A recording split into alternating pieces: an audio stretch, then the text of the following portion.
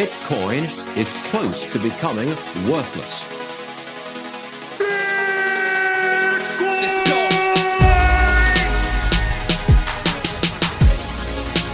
Now, what's the Bitcoin?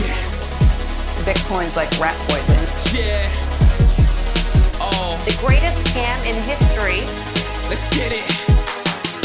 Bitcoin will go to fucking zero. Yeah.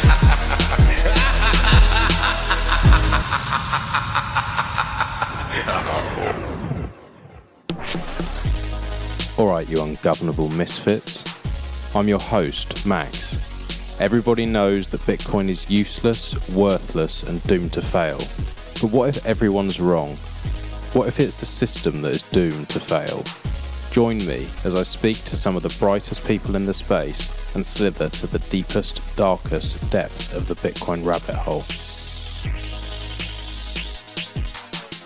Welcome back, everyone. Today's episode is with Yuri. He's the co-founder of Bitcoin Reserve and the host of Citadelium podcast.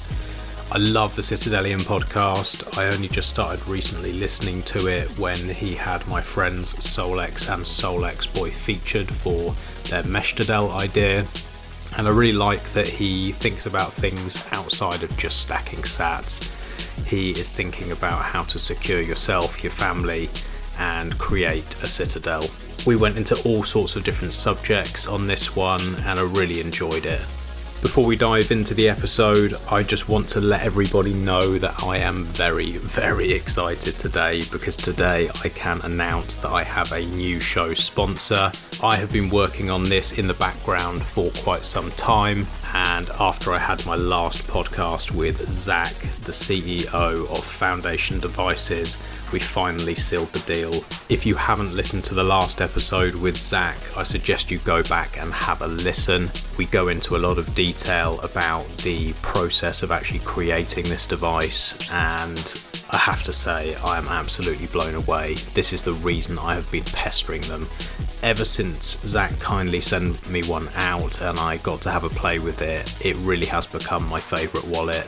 Not just because they're free open source, not just because they have the air gapping, but because it's just so easy to use. It's very rare that you have something as beautiful as this that is also functional, and with the QR scanning back and forth, setting it up with Blue Wallet literally took me like 5 minutes. It is so slick and simple. And as everyone knows, my good friend Bitcoin Q&A is now working on the team, so expect great things from these guys. If you haven't already seen one of these devices, I suggest you go to foundationdevices.com. Once you've had a look at it, you can ask me any questions. My DMs are open, my email is open. There are loads of amazing guides. Q&A has done a couple himself. If you're in the market for a hardware wallet and you decide to purchase one of these, you can use the code BITBYBIT on checkout and you will get $10 off your purchase. I promise you, you will not be disappointed. Thanks again, Foundation Devices, and check them out now at foundationdevices.com.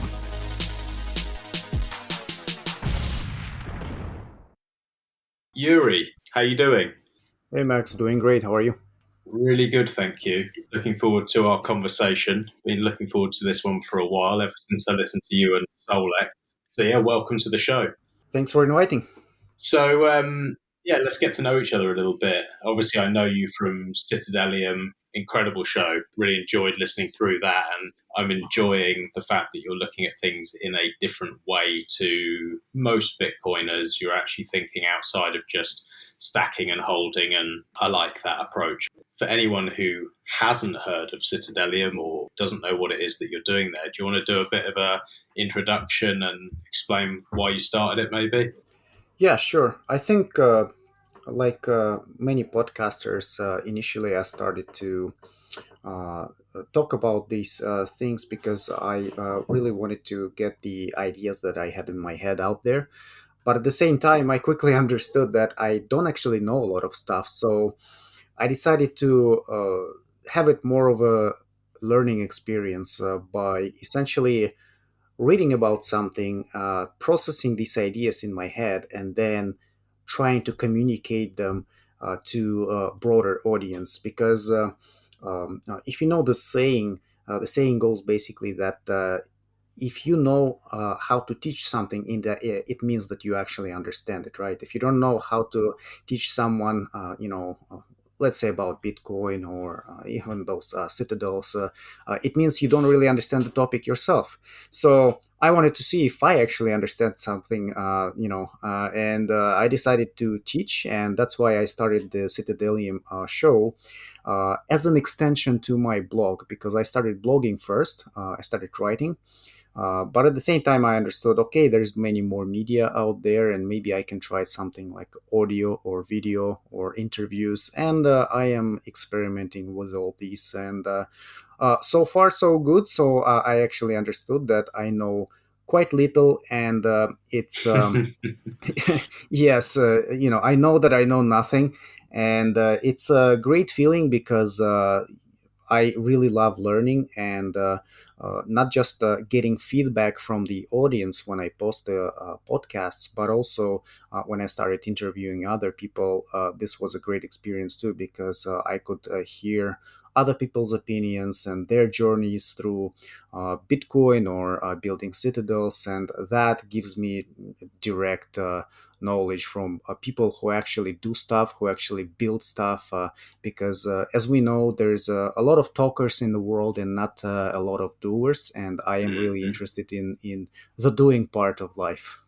Yeah, you're right. There are a lot of talkers, and what's really nice is as well when you have someone who's humble enough to accept that they don't know everything. And I find that's something else in this space. You have a lot of know-it-alls. The people I particularly like to speak to are people who accept that, yeah, there's so much to learn, and there really is. I mean, this is a space where you're surrounded by some of the smartest people on the planet. You're learning about all sorts of different subjects, and they all seem to intertwine so beautifully. One of the things that I'm really getting more and more interested in, and why I'm doing a show on it, is this Meshtadel idea and having networks of Bitcoiners working together and focusing on sort of permaculture and education and all the things outside of just stacking sats, where you need to survive and thrive with your family. And that's really where I'm sort of being led, and what's exciting me. Where have you found your conversations have taken you? Has it guided or changed the way that you're thinking about things at all from the conversations you've had? Yeah, well, at first when I started Citadelium, I kind of wanted to stick to one idea or one theme, which is building citadels. And back then, I understood citadels as something more physical, right? It's a community or even a city state or something like that. But then uh, it evolved, the idea evolved into something more metaphysical, and I started understanding the citadel as more of a state of mind. So I did write an article about it, the levels of citadels, and the most important level of citadel that I currently advocate to improve is your own personal citadel, the individual, right? Because if you're familiar with any so-called metaphysical or esoteric ideas, there's a common theme among them that your physical world, your material world, is a reflection of your inner world. And your inner world is essentially your mindset, your frame of mind. And this is why it's really, really important to work on the inside. Actually, probably more important to work on the inside than on the outside, because the outside actually follows what's on the inside. So if you take your current situation, your circle of influence and people that you hang out with, and the situation, even your financial situation and where you live and everything like that, it's pretty much a reflection of your mind. To give you a simple example, if you go to someone's place and you find it completely dirty and out of order, that is a total reflection of the person's mind, right? That's how cluttered the person's mind is. And so you can extend that concept to pretty much everything in a person's life. So I basically to answer shortly, I started more as a materialist oriented podcast, but it quickly evolved into something more philosophical, and I'm actually liking it quite a lot. Mm. Yeah, so interesting. So what you're basically saying is you are your own citadel before anything else, and you need to get your own house in order before you move any further. And that's very similar to like someone like Jordan Peterson will say, "Get up, make your bed before you do anything else. You clean your room before you start trying to change the world. You fix what's around you." And I think that's basically what you're saying, and it makes so much sense. Exactly, because there's a bunch of people out there who really want to change the world, but if you look a little closer to their private lives, if you happen to know some details of their private lives, I bet you a lot of them don't really have their private lives in order. And I know people like that. And what they what they do is they tend to control other people's lives instead of their own, because that's basically, in psychology, I think it's called a projection, right? They can't control their own personal things, so they try to project these onto other people, or onto the whole world. So you have someone who, is an addict, or simply can't control the life situations in their private life. They try to impose their own will on other people and control them. It can be their immediate family members. It can be a village or a town or a whole world, right? Like I want to change the world. I want to go to Africa and help all these poor Africans. And not that I have anything against poor Africans, but very, very often you find it that just around the corner or right under your nose, there's a much bigger problem that needs solving. And maybe that's where you should direct your energy, because that is pretty much a low hanging fruit, right? But a lot of people just close their eyes on these things. So, yeah, I do think that the individual citadel is pretty much the most important thing out there. From it stems pretty much everything else. You go and expand onto the other things, such as your immediate surroundings, like your dwelling, your family, then your community, or extended family, or as some people call it, a super family. And then you go and have a tribe and the town and then the country. And obviously, the larger the scale, the more difficult it is to manage such things. So obviously, it's not recommended to the majority of people to even start thinking about how to, improve your whole country, for example. Start something small. Start with yourself first, and then go little by little. And if you're really, really successful at it, and some people from the very early ages are really successful at controlling pretty much their immediate environment right away, so they can go to the higher levels because because they can, right? But for most people, I think a smaller scale um, uh, kind of a citadel is what they need to look after and improve and build. And that's, Mm. I think, that's the main message for it. Do you think that a lot of that is almost like an escape because it's easier to go and try and fix someone else's problem or fix a problem somewhere else than it is to accept that you yourself are a problem?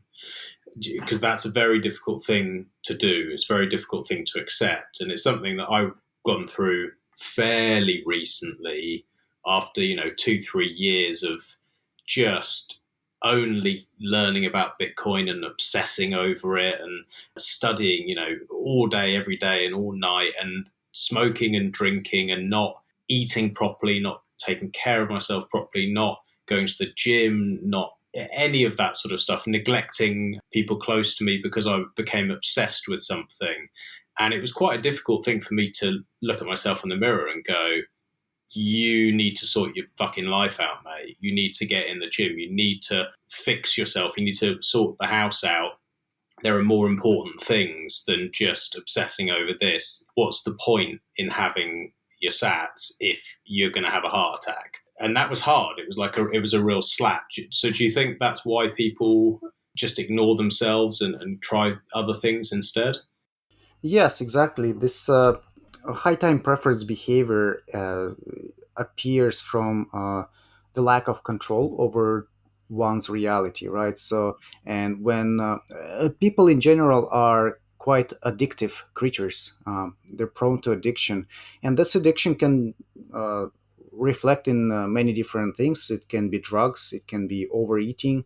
I even wrote an article about space escapism, right? Which is basically when people dive so much into science fiction and dreaming about space exploration and things like that that they forget Mm, that actually right now the planet Earth on which you are on which you live is probably the most beautiful place in this, at least in this solar system, right? It's the most comfortable, it's the most beautiful, it's pretty much paradise, and mm, people are dreaming of escaping from this paradise because nothing is under control, or at least they think nothing is under control. They can't control things. So it's yes, it's pure escapism, and the same things happen with drugs. Drugs just give you an alternate reality for a period of time, and then it ends, and then you have to get some more because you get back to where you were, the real reality, with the real way things are. And people don't like it, but people can actually escape into things that seem good as well. For example, work, right? Work is not a bad thing, but workaholics exist, and that's also sort of an escape because a lot of workaholics, they have families, and if they have problems in families, for example, they don't want to be home. They tend to stick to work, right? And they work all the time. And yes, of course, you may have a really interesting, intriguing project that you want to work on all the time, but um, if you've had a family and a happy one, you probably understand that nothing can really replace those moments with a family or even mm, your project, right? So a person who does not have any problem with the family, whose family is really whole and happy, he doesn't need to escape from the family. So he doesn't need to become a workaholic. He likes spending time with family. And there's other things like some gym bros, right? They're in the gym 24 hours pretty much. That's also sort of an escape. Again, could be some projection. Maybe it's a projection of their inner dissatisfaction with themselves and with the way they look, so they really want to kind of overdo it in the gym, right? um, I completely understand if you're a bodybuilder and that's pretty much the way you chose, right? Like you're a professional bodybuilder, you want to compete, you want to win a prize or something like that. But yeah, other people, they just spend a bit too much time in the gym, and that I consider escapism as well. So many spiritual teachings, they speak of the golden mean of you know finding the balance in everything, and that's probably where most people fail, including myself, of course, because that's if you're a person who is perfectly balanced in everything, you are probably at a level at which Jesus or Buddha were. yeah, I think most people are far from that, and like you said, that balance of it's like the health, wealth, happiness, and you're always out of whack on one. It tends to be, doesn't it? It's like you work and work and work and work, and then you get the money, but then your health is down. Whichever way it is, you can very rarely get it balanced. It's very very difficult. Have you got any tips for people who are looking to refine and make sure that their inner citadel is working well and is secure and structurally sound? Like, what are the things that you think about when trying to sort of make yourself better? Like, what are the things that you found have worked? Yeah, I think the most important thing is actually to start self reflecting And I'm not talking about just staring at the ceiling or meditating all day long.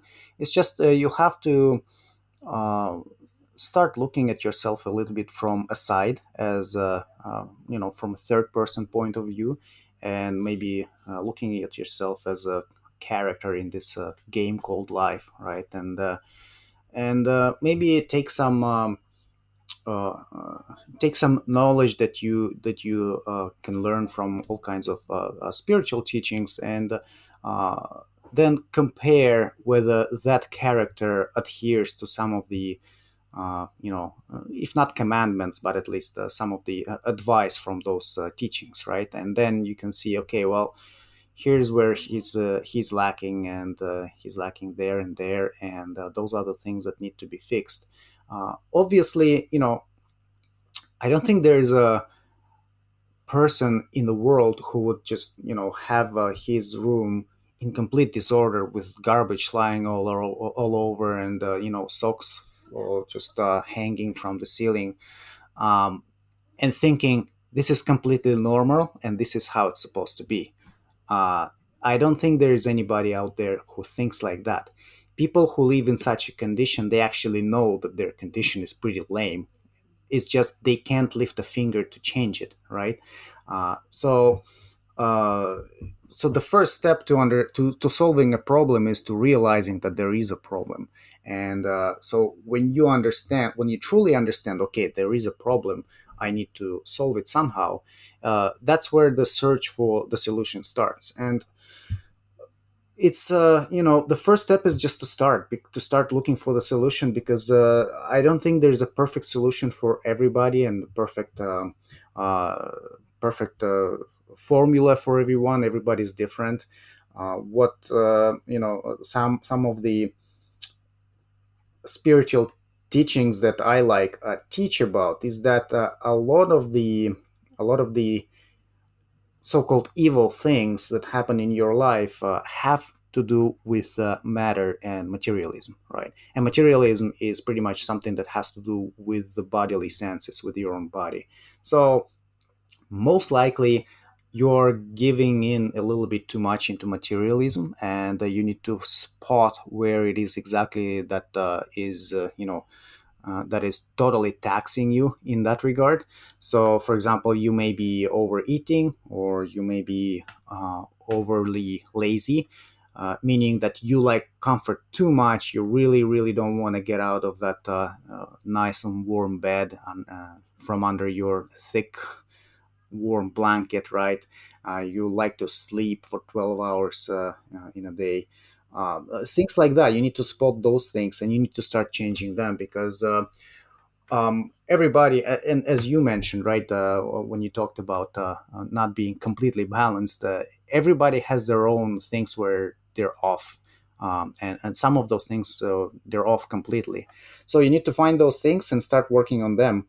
And by working, it means that from that point of comfort, you just have to create discomfort for yourself, because any work is essentially going outside of your comfort zone, right? So if you sleep 12 hours, well, I'm sorry, but you just have to sleep less, and that is less comfortable.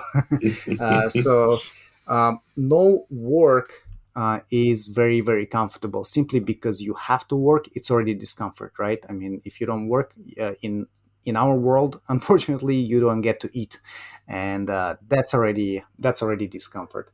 Um, and so you start from there, and slowly but surely, um, as some of the people write about habits and habit stacking, so called, you stack these new habits on top of each other, and basically a new you emerges over time. So one thing I want to notice is that it's a very long process. It almost never happens overnight. Sometimes things happen overnight with people who undergo tragedy, right? They go severe, catastrophic event in their life. It can be a literal catastrophe, some kind of an accident, or it can be a mental catastrophe. It can be some kind of a, I don't know, breakup, or whatever, or something happens to their loved ones. But very often, such an event although it is really bad, it fixes these people, and they actually wake up a little bit from their slumber, and they know what to do and where to go, and what to spend the rest of their lives on.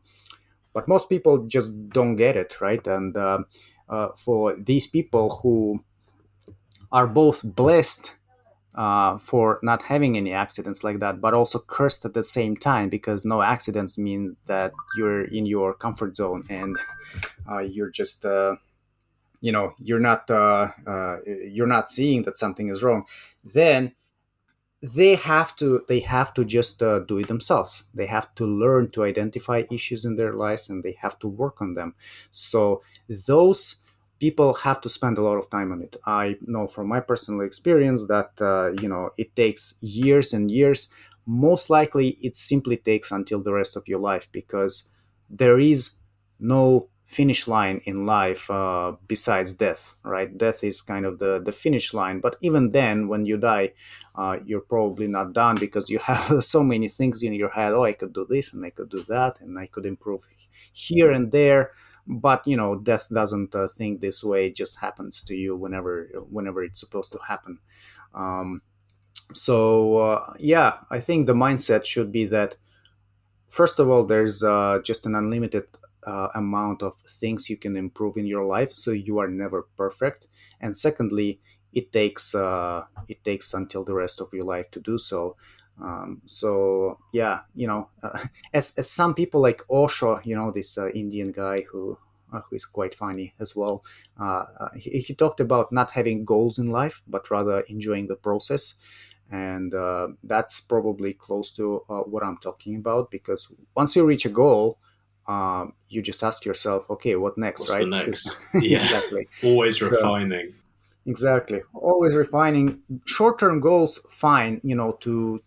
It's more like a strategy rather than some kind of a goal after which you don't know what to do, right? But concrete goals, like, I want to become a billionaire or whatever. Okay, you became a billionaire, Yeah. so what next? What are you going to do with your billionaires, with your billions? Well, I didn't think about that. Right? So yeah. Yeah, it's a lot of people do that though. A lot of people just chase the money, and then they get the money, and then they realize, this didn't make me happy. This is not what it's all about. It's much more complex than that, and so these short term goals and refinement is a much better way of getting through life. I wonder, was Bitcoin something that came to you through introspective thinking and questioning? You talked about evils or things that are incorrect in the world, and then working out whether you're on the right path. Was that how you found Bitcoin in the first place, or was it something completely separate and this has all come afterwards? Well, I think actually in my case, Bitcoin became a catalyst for my awakening, because Mm-hmm. um, I had no idea about any financial stuff before.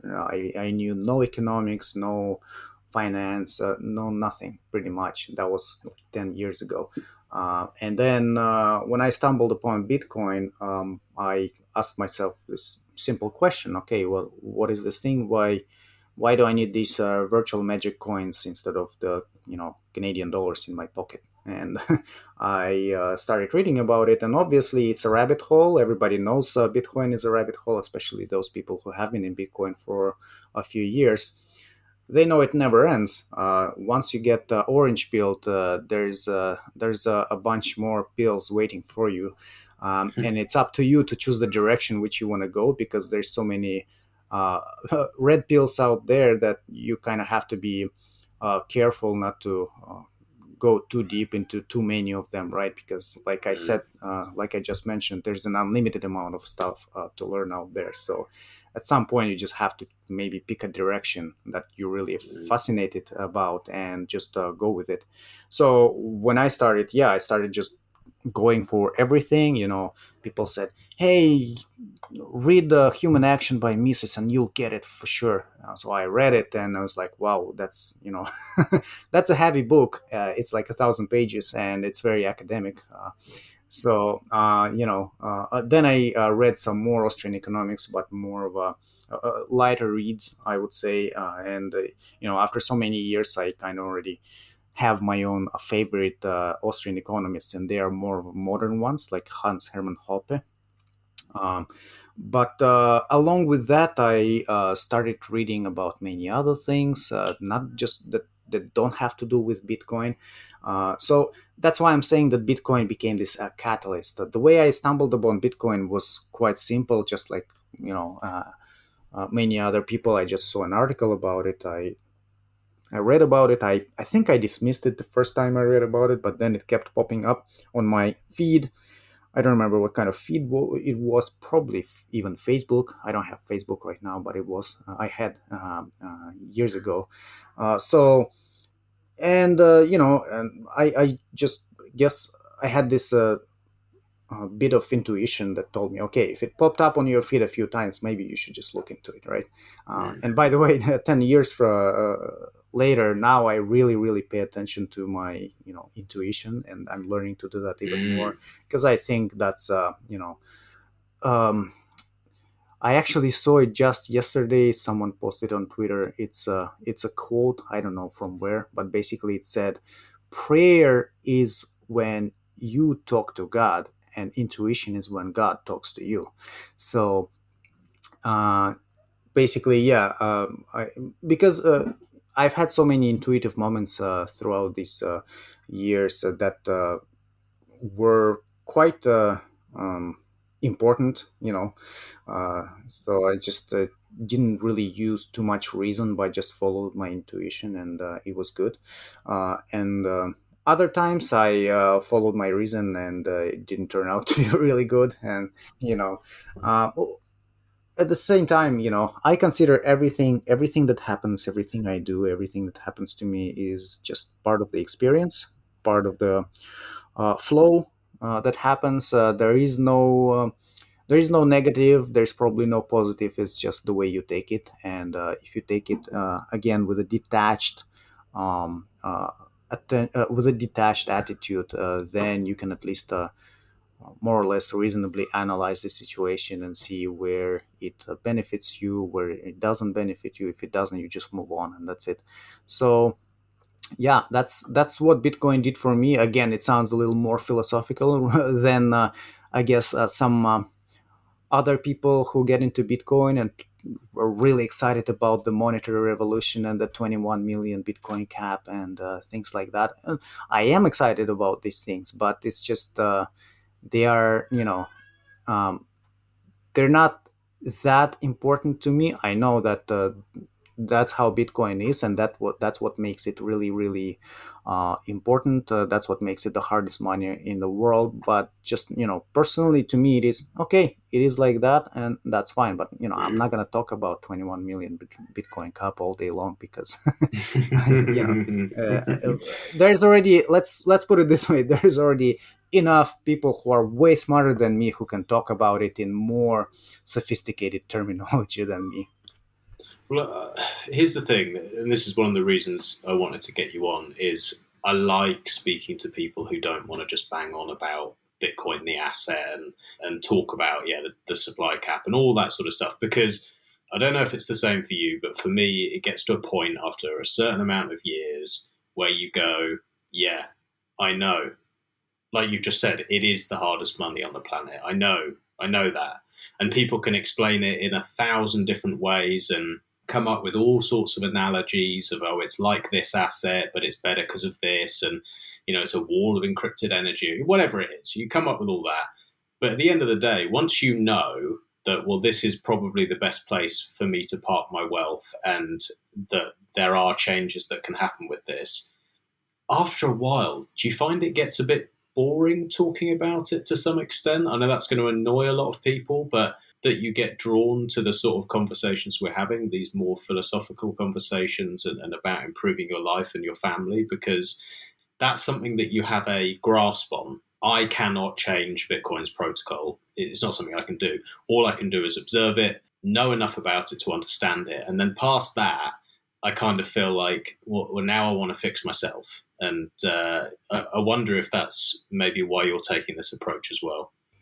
Yeah, and the word boring is probably uh, suitable here. I would say so, because I considered it a negative side of my character, but I'm kind of you know getting used to it and probably thinking about it as something more positive.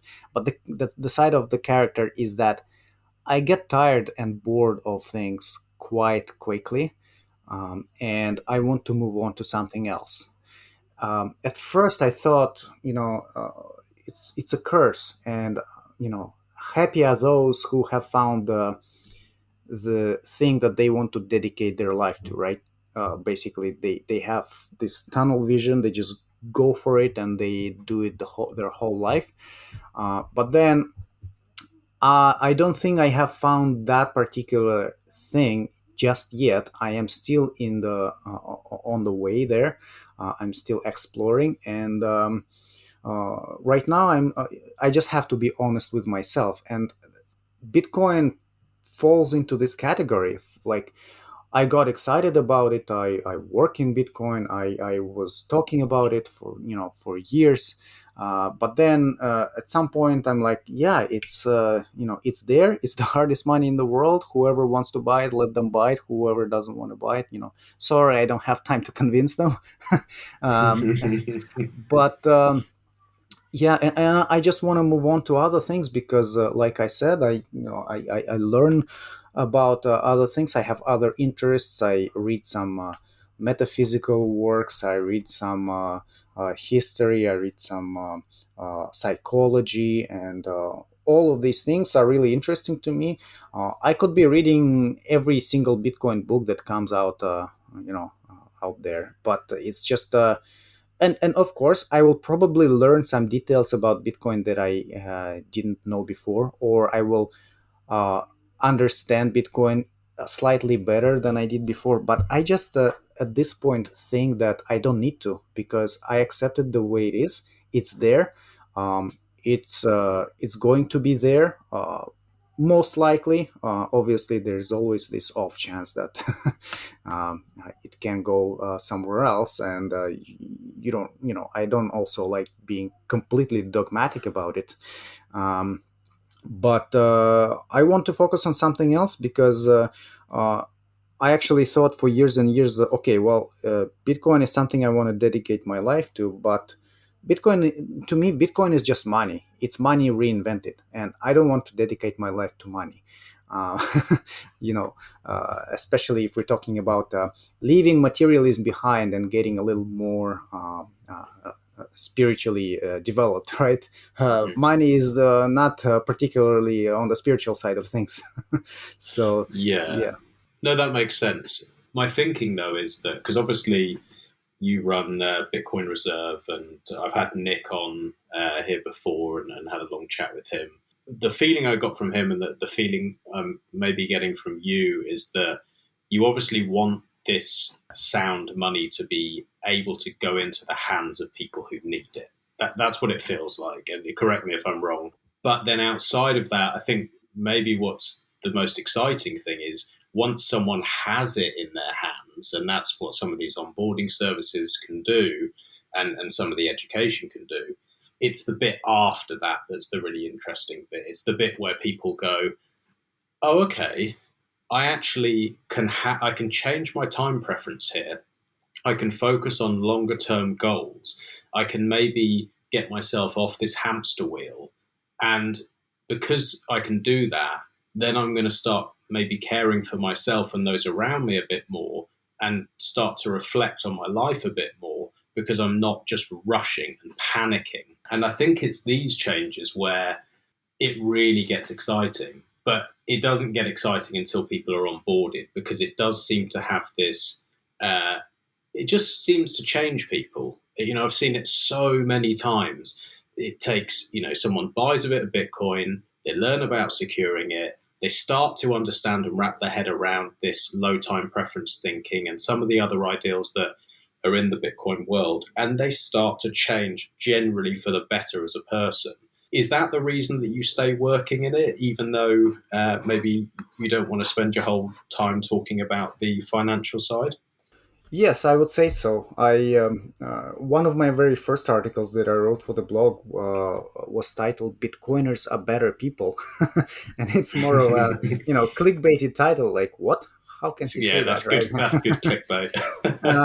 But I actually mean it because that's where I go into how Bitcoin lowers your time preference and you make different decisions in life because of the properties of Bitcoin, and that you know.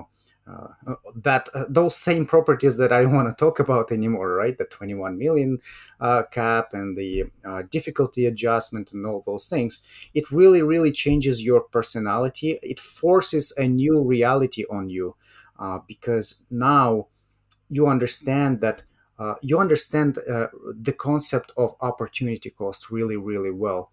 Should I buy this Lambo, or should I just wait and buy 10 Lambos a few years from now? That's a very big difference, right? And obviously don't buy Lambo because it's a useless car.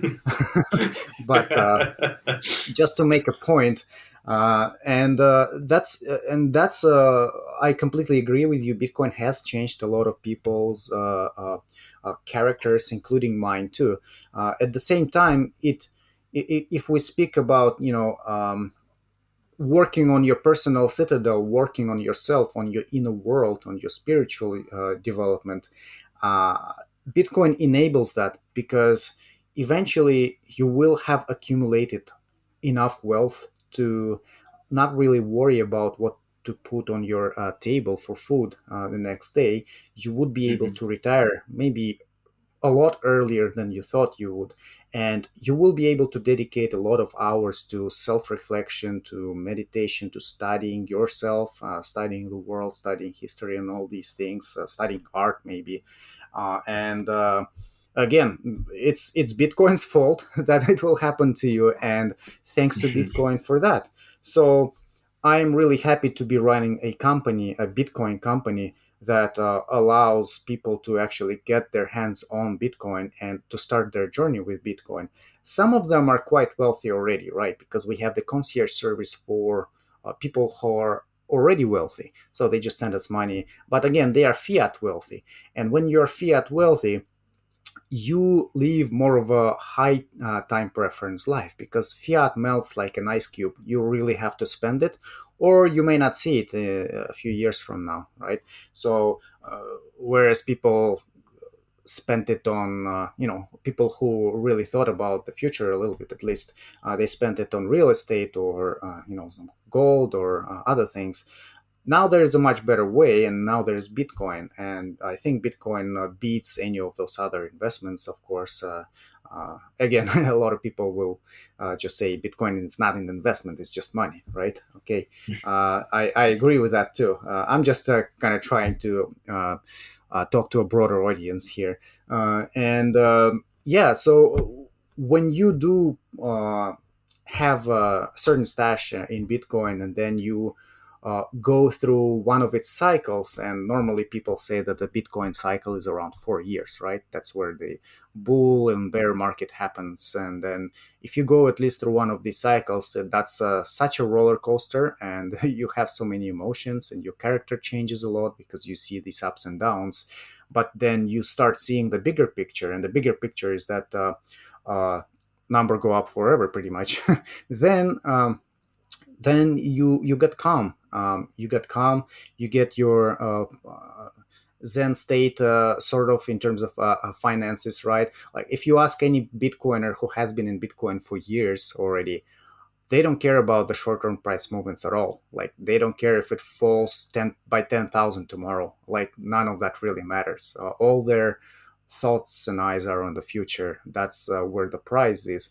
Again, the metaphysical price, right? No real price is there because, like we said, there is no goals. If your goal is that, my goal in life is $10 million Bitcoin, and then I'm gonna leave.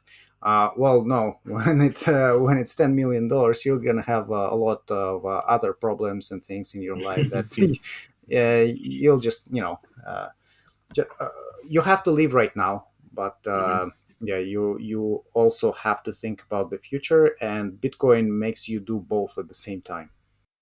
You said obviously a lot of the clients that come to you are already wealthy, but they're wealthy financially. They're wealthy, but wealth can be about more than just how much money you got in the bank.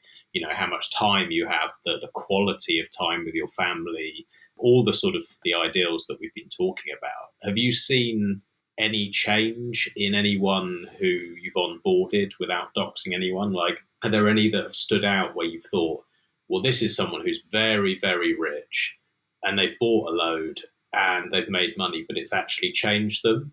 Do you ever see that with the real fiat culture, or do you find that it's more sort of the plebs that are making these changes? Yeah, I'll be honest. I can't think of an example right now. I do have quite a few examples from the plebs, yeah, from people like myself, right, from before, who have changed when they started doing Bitcoin related things, or simply started accumulating Bitcoins. Um, they have changed a lot. From the what I can say about rich people, I have seen the other side of it, and I've seen the negative side of rich people. So.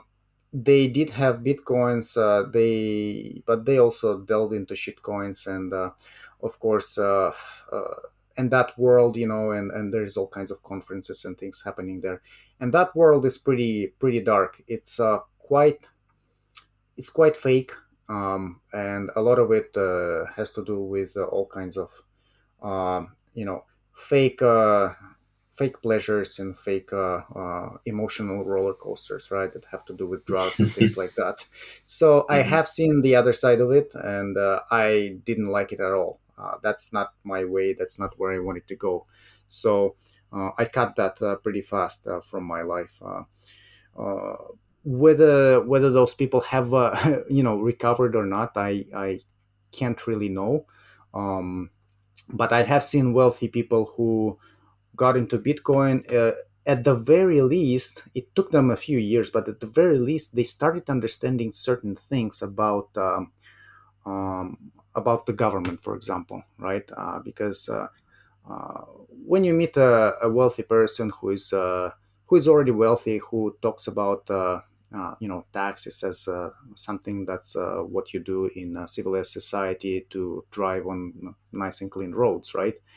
And when you tell them that it may be a little bit different from what you think, they're obviously against all these ideas.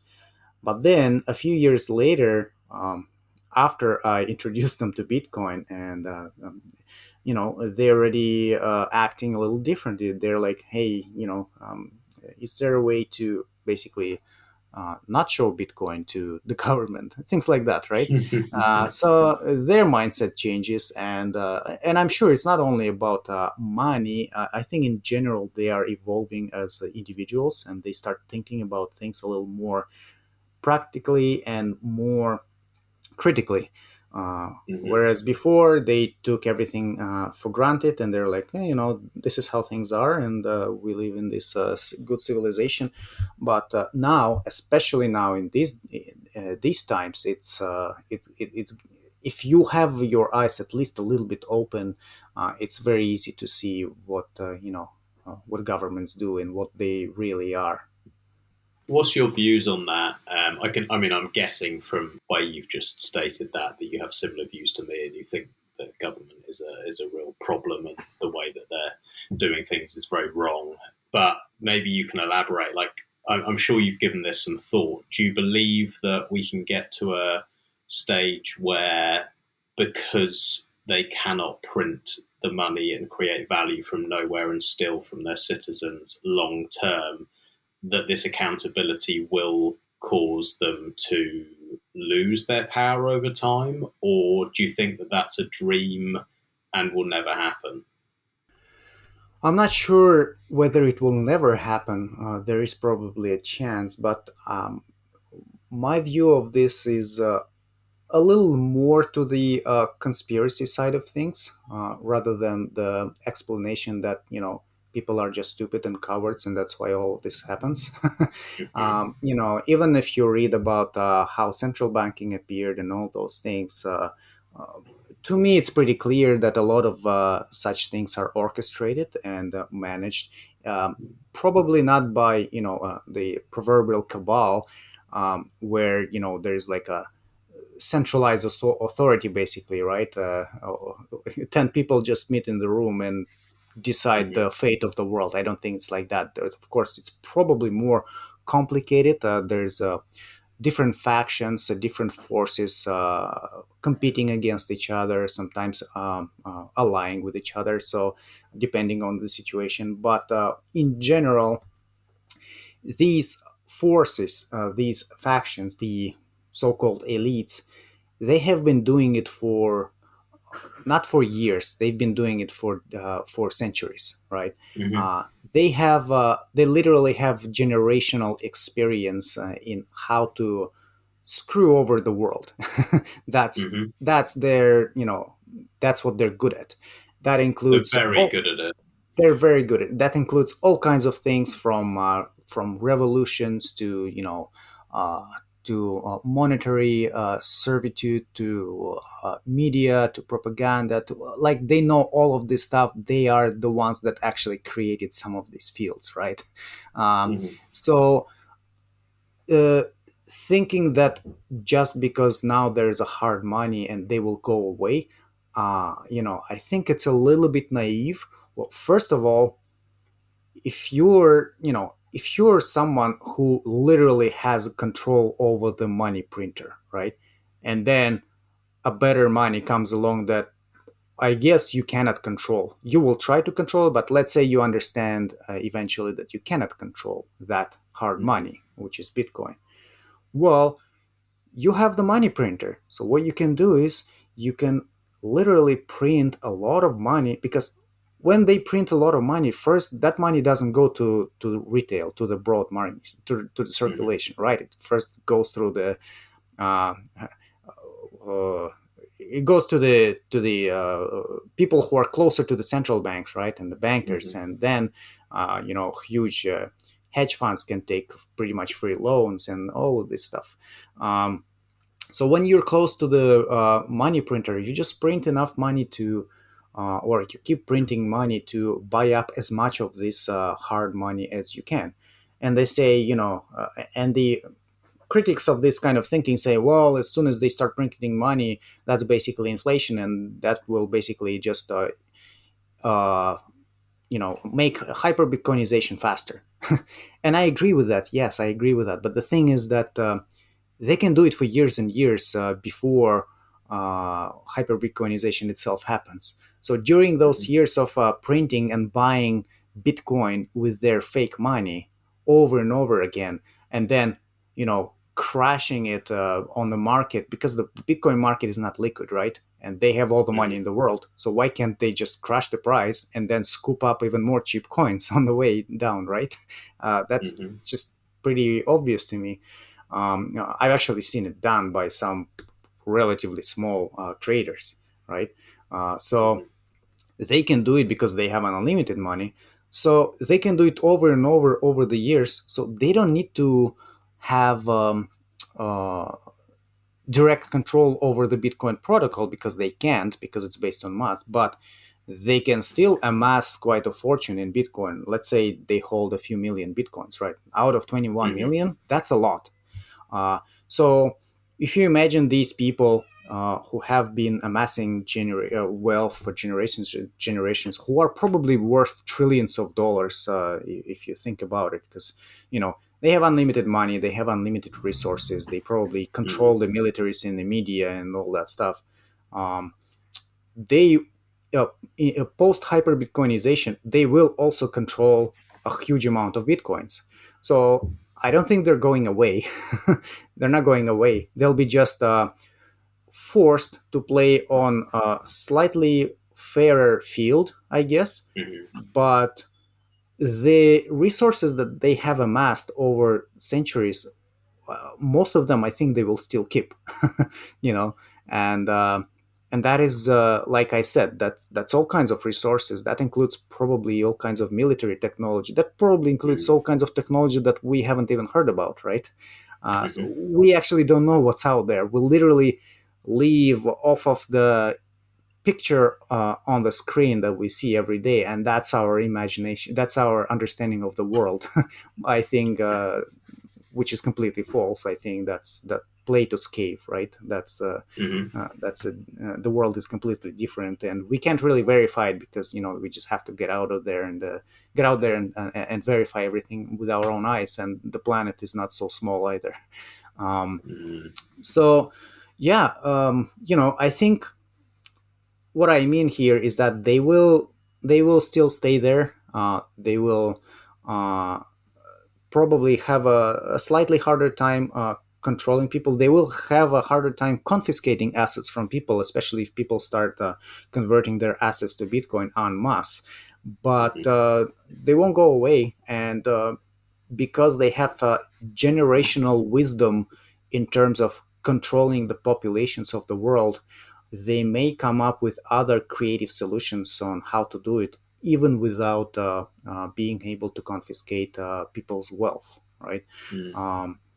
But we'll see. We'll see where it goes. That's some people will say it's kind of a black pill. It's not really a black pill. I'm just trying to think a bit rationally here. I actually agree. I actually agree with you. And I know a lot of people won't like hearing that, but I do agree with you. I've said for a long time, like, no matter how much you dislike these institutions and these governments, people will often say, "Oh, they're just fucking stupid. They're all idiots." And by saying that, you're proving that you yourself are an idiot, because they're not.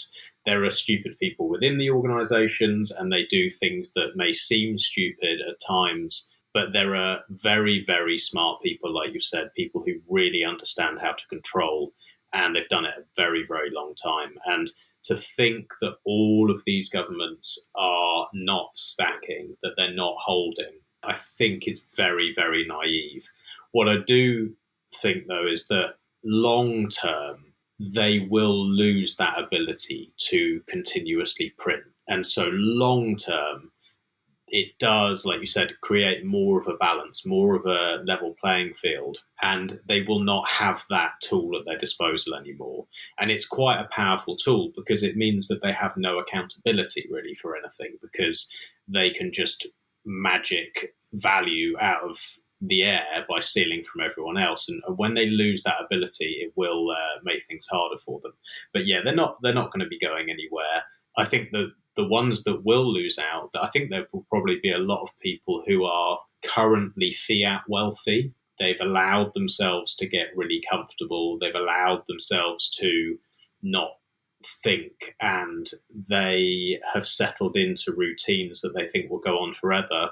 And I think that there will probably be people who will go from very wealthy to very average or poor over the coming years, because they won't adapt to this change. But I don't think it's going to be the governments.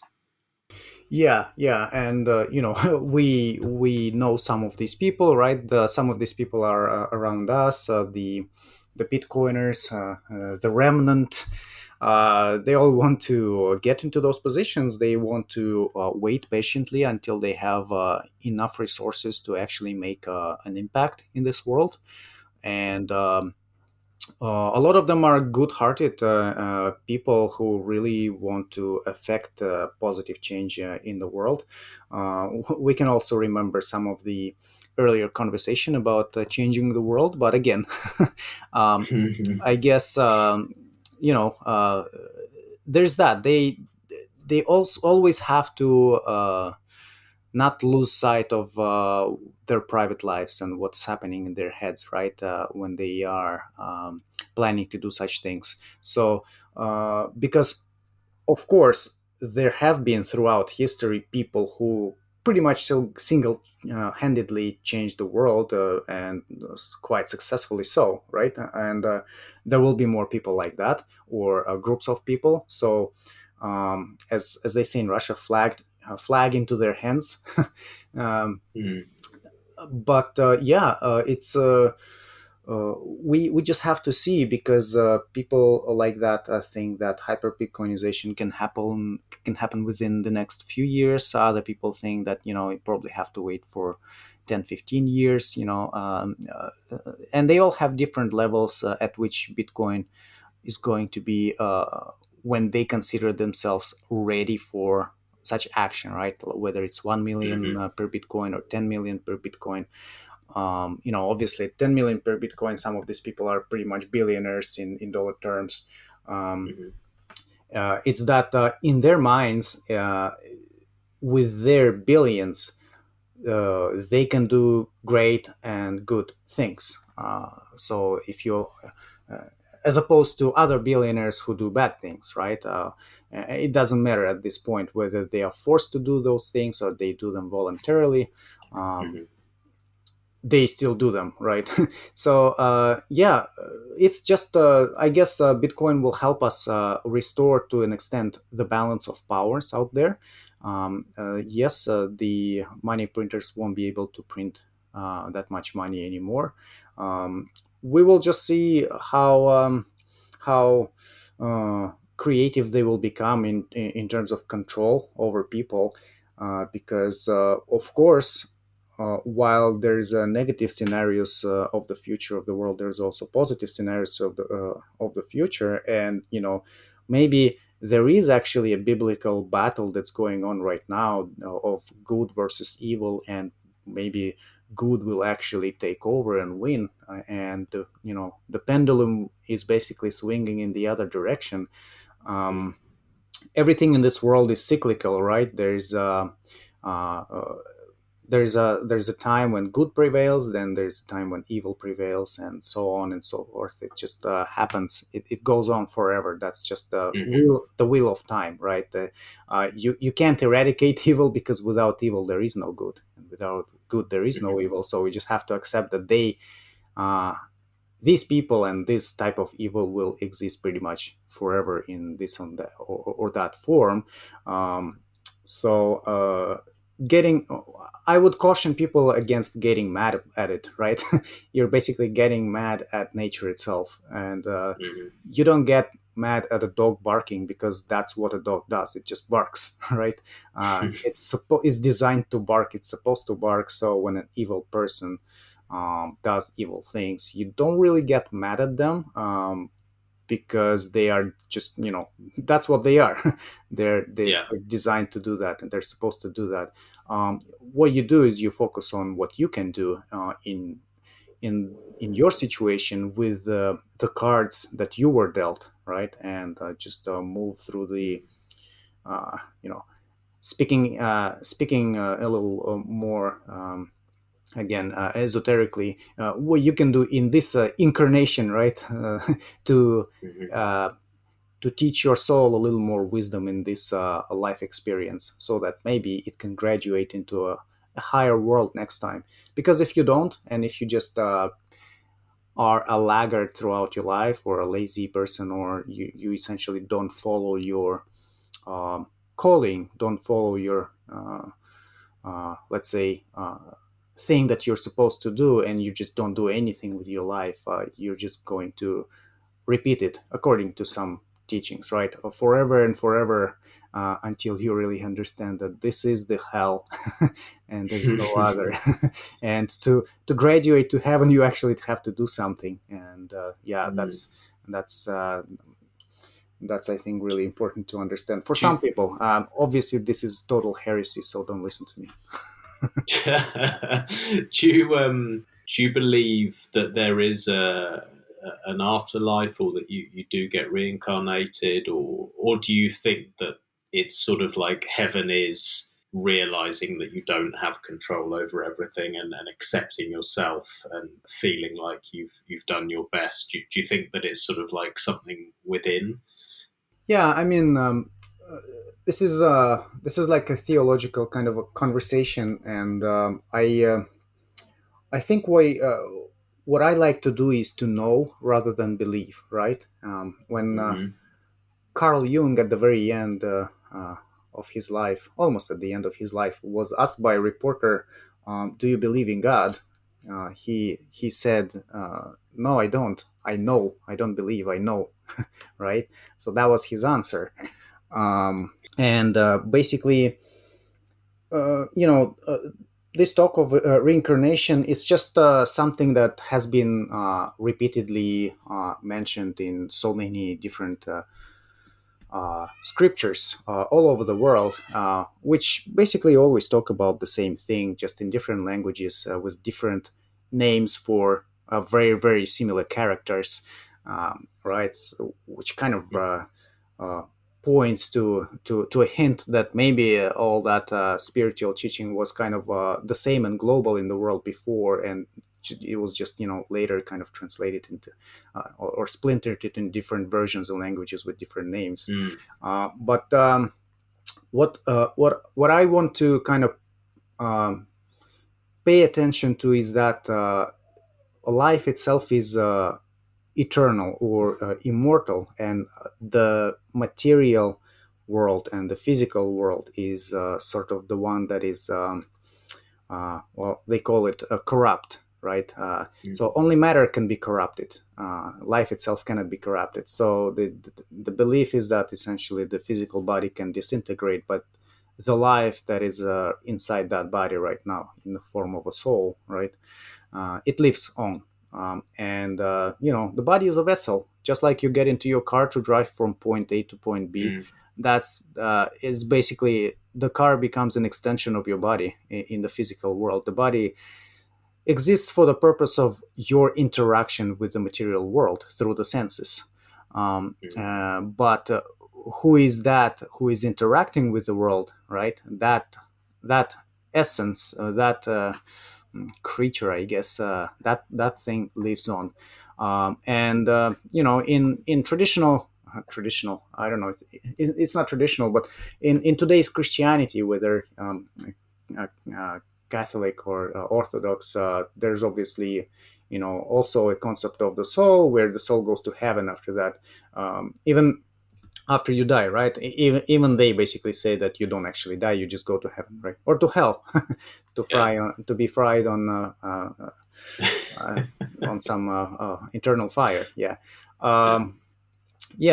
So pretty much none of the belief systems, except for maybe atheism, denies this fact that life actually goes on in this or that form.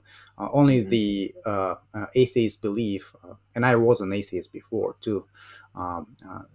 It kind of they think that you die and that's it. It's over. There's total blackness, blackout. But once you ask such a person to even imagine that blackness and what it feels like or what it's like no one can say, right?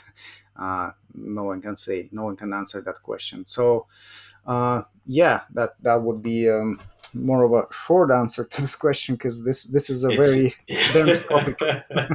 It's such a dense topic, but it's one that I found has a lot of similarities with the Bitcoin world. There's quite a lot of people who are religious, and it's also something that I've sort of thought about a lot more, especially over the last probably 18 months, 2 years. I was also completely atheist. I went to a Catholic school, hated it, didn't believe anything, was really, really against it, really opposed to the idea.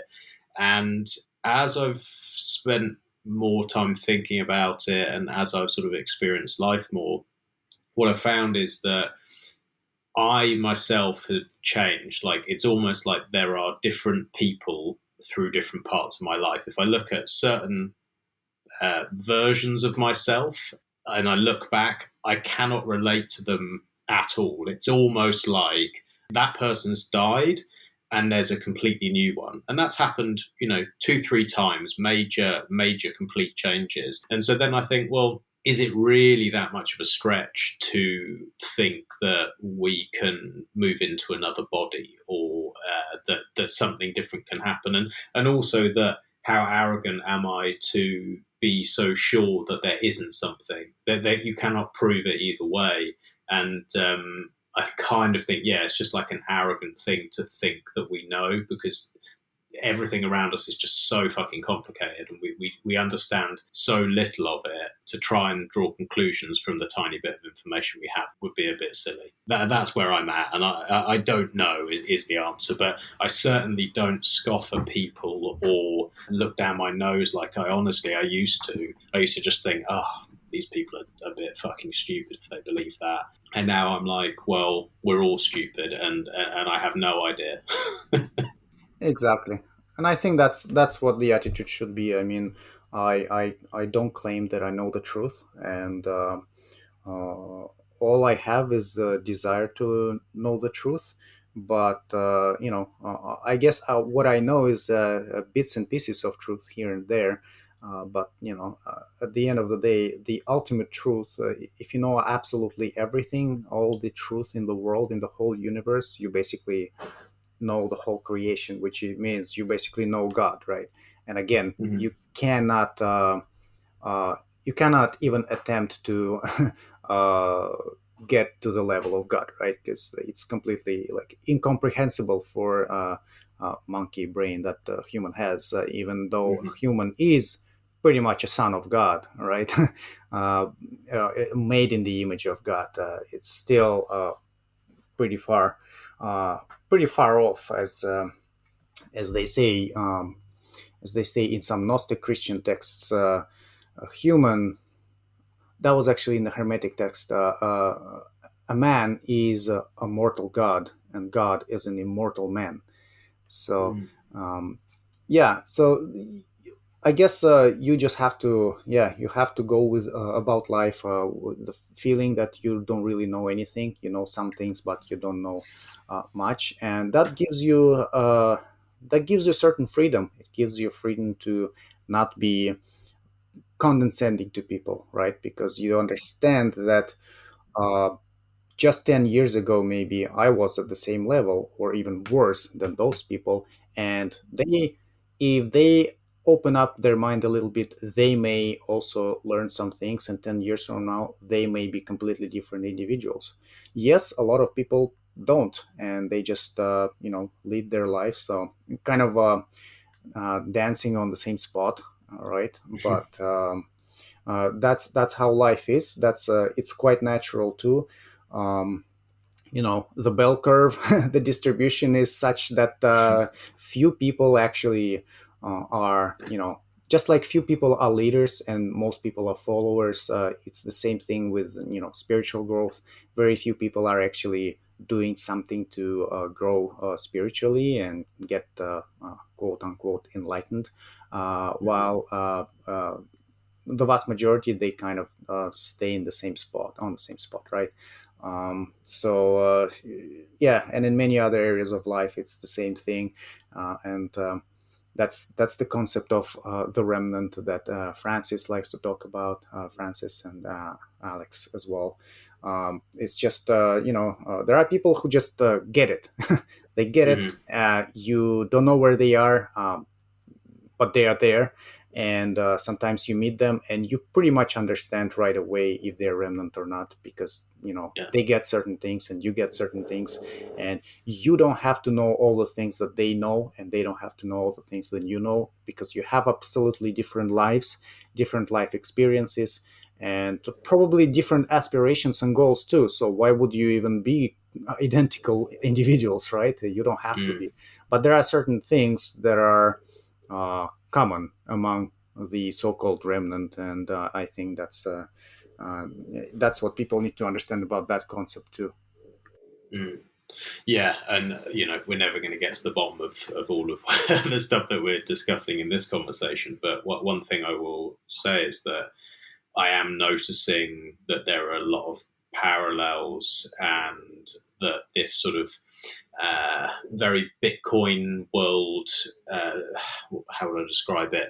That the difference between Bitcoin world and fiat world and the people I interact with is that the Bitcoiners seem to be much more aligned with some of these more religious themes and ideas and principles without necessarily even knowing it.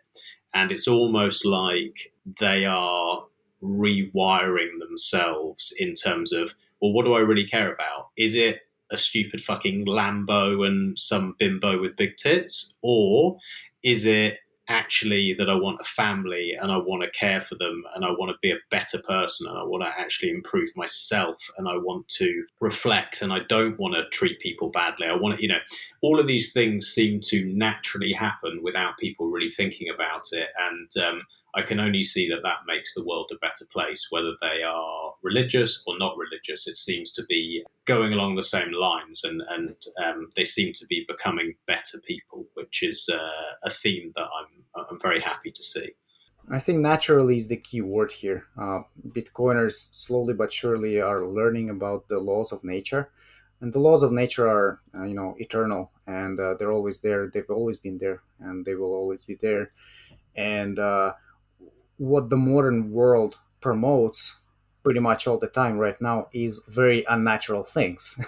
if if I think most people have noticed that too, but they are so unnatural that you to someone who is in that state of mind that you just described, it's very repulsive, right? And Bitcoiners are trying to go in the other direction, and you know. So yeah, if at some point Bitcoiners are deemed terrorists, that's only because they decided to follow the laws of nature rather than succumb to the unnatural ideas that are being promoted by the world elites. Mm. Well, Yuri, it's been fascinating speaking to you. We didn't talk a lot about Bitcoin, but it's been interesting to hear some of your thoughts, and it's nice to go down one of these rabbit holes because it's something I've been thinking about more and more. And I just want to say, firstly, thanks for coming on the show. Secondly, thanks for everything that you do with your show, and I really enjoyed listening. And I suggest to anyone here to go and have a listen. Could you maybe let people know where they can find your writing and where they can find your podcasts? And I'll put it in the show notes as well. Sure. The website is citadelium.com, and you can find me on Twitter as well, citadelium underscore. And I also do exclusive content on Telegram. The channel is Citadelium, and right there you can also see a link to the chat. So we have a chat with almost 300 people there. We're chatting about all these topics. Quite easy rules as long as you don't shitcoin and promote spam. Then you're welcome there. Awesome. And I'm happy to produce more content. I really like it that I get some feedback like that. Awesome. Well, yeah, thanks for coming on. Really nice to speak to you. And I think at some point we should get you on the Meshtadel, maybe with Soulex and Chino or Untapped Growth or someone like that, and go a bit deeper into some of the Citadel ideas. But yeah, really enjoyed it and hope to speak soon. Sounds good. Speak soon. Cheers, Yuri.